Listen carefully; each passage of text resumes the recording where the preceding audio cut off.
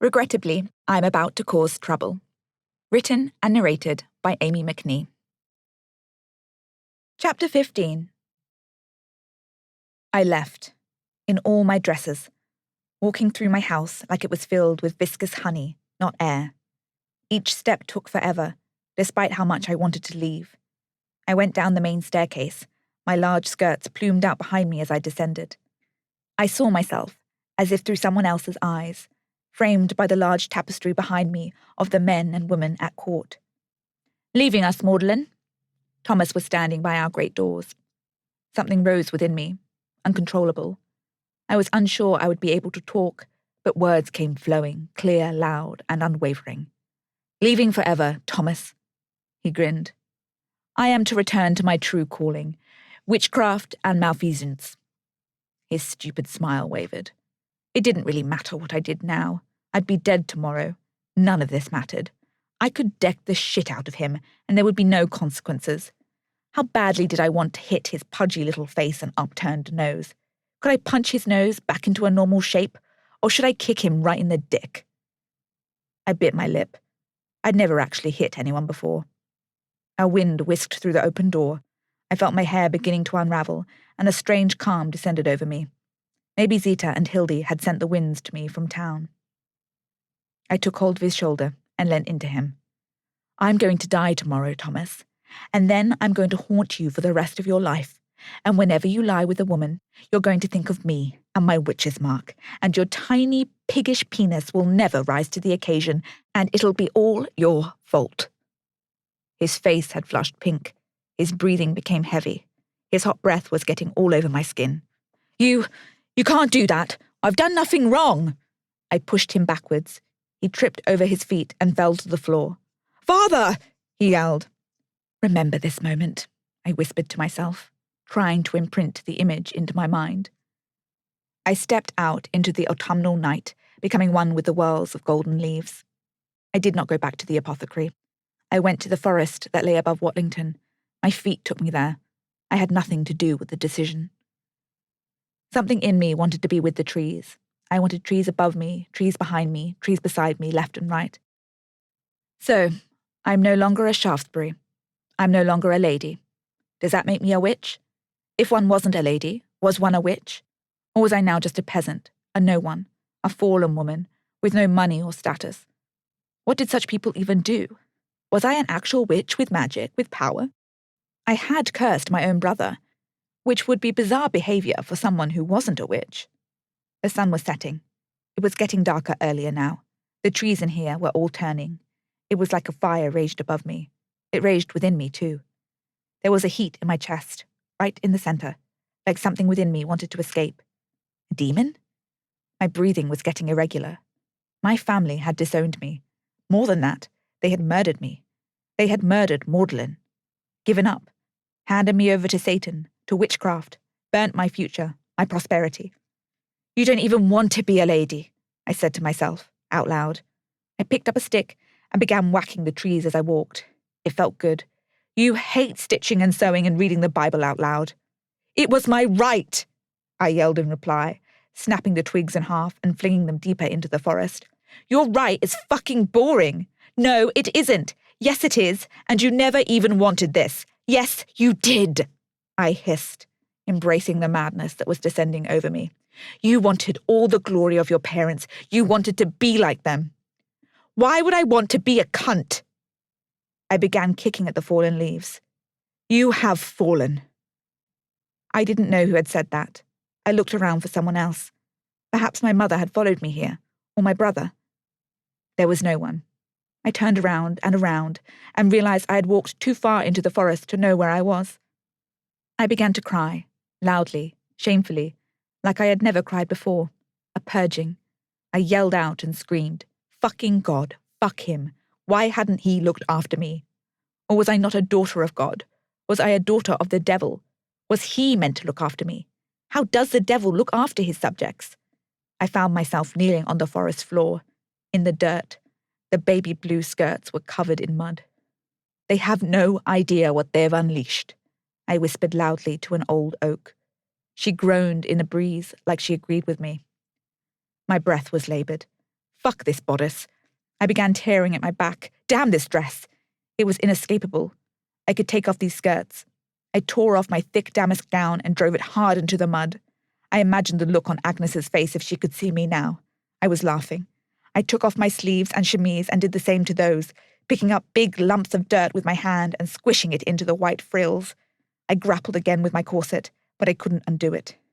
I began to run in my underskirts, feeling the air whip against my face. I was leaving a wake of sounds in my path. Laughing, crying, and screaming trailed behind me until I found the edge of the trees. I was on top of Watlington Hill. I was not actually that far from the apothecary. I could see it in the distance. If I wanted to, I could walk down the hill, skip a few stiles, and get in via the back garden. But I didn't want to. I sat with my back against a large oak and looked out over the world. Maybe I needed the church. Maybe somebody would look after me there. My body was aching from the flood of emotions and feelings and tearing of skirts and hitting of trees. I leant my head back against the bark of the oak and my eyes shut. Maude?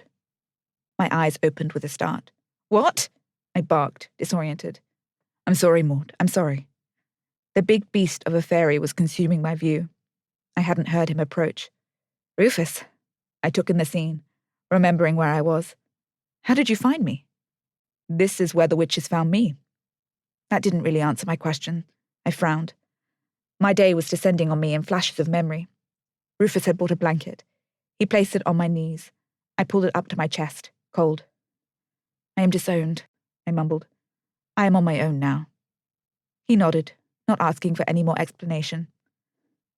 The world was turning gold as the sun became a slither of itself. You can be anything now, he said. Could I? Or was I confined to be nothing now? I didn't know. You only had one path before. Now you have any path, he continued. You can be Maude. I reached my hand up to my hair and began pulling out the braids, letting them free. Can you undo my corset? I asked, standing. He nodded and began undoing them with surprising ease. If I hadn't been so consumed in misery, I might have questioned him about his possibly lustful skill. Can you be anything now? I asked him. I felt his long fingers pause at my back. I am more than I was. What were you before? Not Rufus, he said. I did not press him. He hadn't pressed me. The piece of material fell forwards onto the ground, and I took a deep breath. Then I took another. My thin underskirt would not keep me warm, but I felt better now I could breathe. I relished a few deep breaths. Let's go home, Rufus. Yes, Maude. We walked down the hill, the pieces of my dresses lying strewn behind me. I felt my hair fly out behind me in the wind. Wild, wild Maude. I arched my body backwards, feeling the freedom of being unbound. I could go wherever I wanted to now. No one would care. Even so, I would like to go back to the witches' coven. Zita might throw me out now that I don't have a plan. I don't want to talk to them tonight. You can do what you want, Maude. The fairy helped me over the apothecary garden wall. The witches were in the back room, by the fire, sipping at a broth. They both stood as we entered. Rufus shook his head subtly but clearly. He stood behind me and gently pushed me up the stairs. I heard my cat following. He took me all the way up to my room. Do you want me to get you food? He asked. I didn't respond. Hildy had put fresh water on my sill. They had known I would return. They had known. I splashed my face and washed my dirty hands. Rufus returned unbidden with a bowl of the broth. I drank it on my bed and let Jimmy lick the remains. He sat on his mattress on the opposite side of the room and watched me. I wonder if I would ever see my mother again. The last thing I had said to her was that I cursed her. Did I want to curse her? Had I actually cursed her? Had I killed her baby?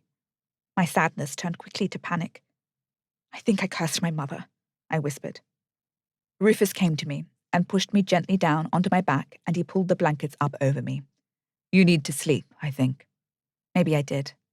Jimmy? Jimmy! He made a beckoning noise with his lips, convincing my cat to get under the covers. His little head rested under my chin. I breathed in Jimmy's smell. Had someone let him outside? He smelt like hay, like he had been rolling in the bales. Rufus brought the candle in the glass near me. He was making me my haven. The tears were unstoppable, but my breath became measured with each inhale of my little imp. Rufus sat cross-legged next to my mattress and began to hum, a low, soft vibration, not like the buzzing I had felt and heard in my mother's confinement chambers, but a good version of whatever that was. I watched him, his eyes shut, and he swayed to the soft rhythm of his song. I wondered if he might be a fairy after all. I liked sleeping because I could leave my experience, but waking made it very nearly not worth it. I hated the few seconds before I remembered what had happened, because the remembering was just as painful as when it had first happened. I was forced to relive it all each morning, and all the times I woke with a start in the middle of the night. The paste on my leg, the paste on his body, my father's voice declaring my death, my brothers ripping my witch's mark from my body with their teeth, my mother's pale cheeks witnessing my pain and allowing it to happen, my madness in the woods. I had not come downstairs in 4 days. Rufus and Hildy took turns bringing me my needs, and each of them, including Zita, took turns trying to convince me to come and do some work downstairs, to distract me. They all said it would distract me. My death notice would be out by now. I wonder if they would hold a fake funeral. I was lying on my mattress, arms splayed out like I was crucified, staring at the eaves, my trunks still surrounding me, my dresses and jewels still waiting to be returned to the grieving Shaftsberry family. How horrific to lose a daughter so young. My legs were starting to ache from how little I had moved them in the past week. How could my legs ache when I hadn't moved them at all? It didn't make sense. What was your room like in your old home, Maude? Hildy was sitting with me today. She had been so quiet I had almost forgotten she was there. But there was always someone there. Rufus and Hildy were devoted. It didn't have a crazy deaf witch in it. I had spoken loudly, but had turned my face away from her. I can see you are speaking, she said softly. Are you being rude to me? She seemed amused. Why would you ask about my home? I said slowly to her face. Would you like to make your own space here? Zita does not want me here. She just needs a little convincing. Wouldn't you like to have your own room? A little hermitage, if you wish. Something that reflects Maude. This space reflects me just fine. This space reflects a vagabond's cave. Then I am a vagabond.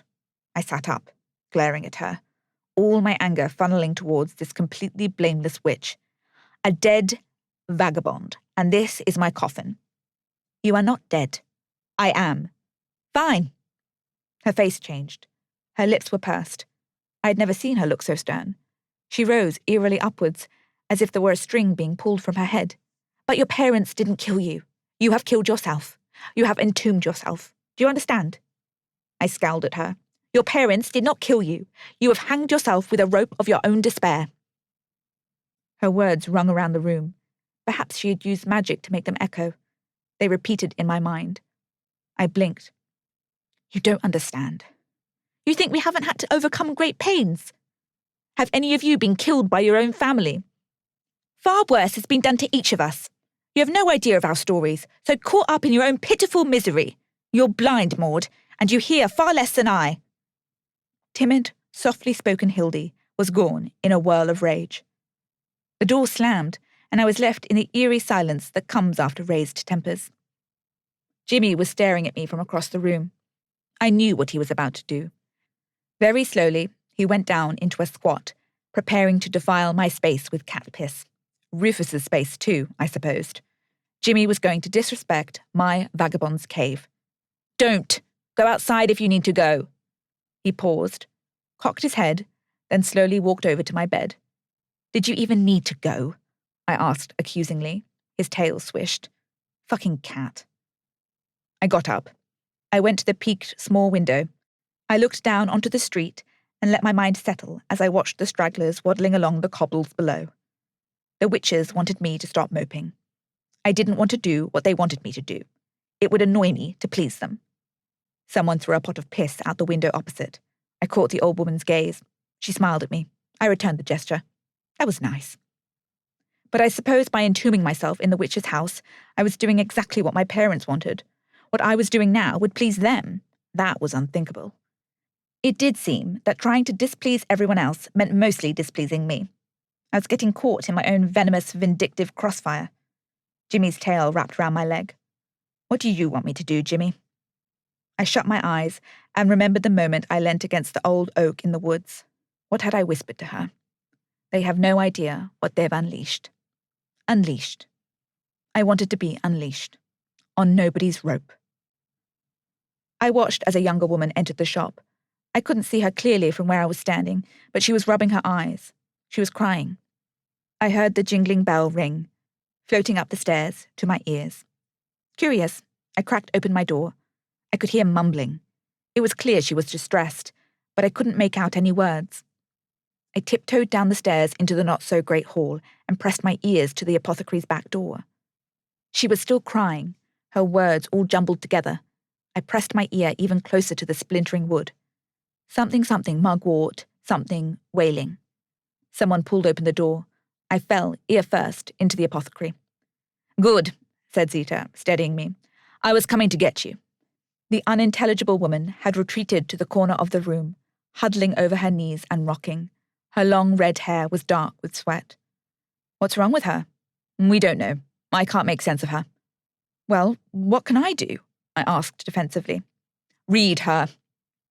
I would have protested, but her wails were getting louder. I approached her. She looked up at me with her large, round eyes. Terrified. I bent down to her. She grabbed both my forearms. I felt her strong trembles in her grip. She was not just sad. She was ill. "She is not well," I told them. "What does she need?" I looked into her eyes. "Are you with child?" I asked. Her eyes grew a little wider. "Mugwort," she said again. "Mugwort is an abortifacient, isn't it?" I asked. "Yes, a powerful one. Is that what she's saying?" The two witches were crouched a few steps behind me. "You want to be rid of the child?" "Nay, nay," she wailed. I took a deep breath. "Help me understand." "Reggie," she wailed. The hairs on the back of my neck stood on end. "Reggie." "Have you lost your baby?" I asked clearly. She ungripped my forearms and grabbed her lower belly, wailing. "What cure did you ask the wizard for? What did you need from him?" I demanded. Her nose was running into her mouth. I wiped her face with my sleeve. "Go on." "I was being sick. I couldn't eat. Nothing would stay in," she managed. "I needed help." "Reggie gave you mugwort for your sickness," Hildy confirmed, loudly. She nodded. "Then you lost your baby," Zita added. She crumpled, crawling onto her side and letting her tears seep into the apothecary floors. "Why would she go to that man? Why wouldn't she come to us?" I asked. Hildy had begun frantically rummaging through the bottles on the wall. Perhaps it was commissioned by others. The babe might have been a bastard. Zita was propping the poor woman up, but she was limp, like a corpse. I could hear them continue talking. I was vaguely aware of Rufus being called to fetch the mortar and pestle, but my body was preparing for something. I felt that buzzing again. This time, the buzzing was in my feet, like they were preparing to flee, or attack, or fight. Fighting feet. I didn't flee anymore. I was unleashed. A shiver, like a spell, ran up my spine. I was changing from the inside out. My feet were ready, prepared for whatever it was they were intending. They walked me out the door.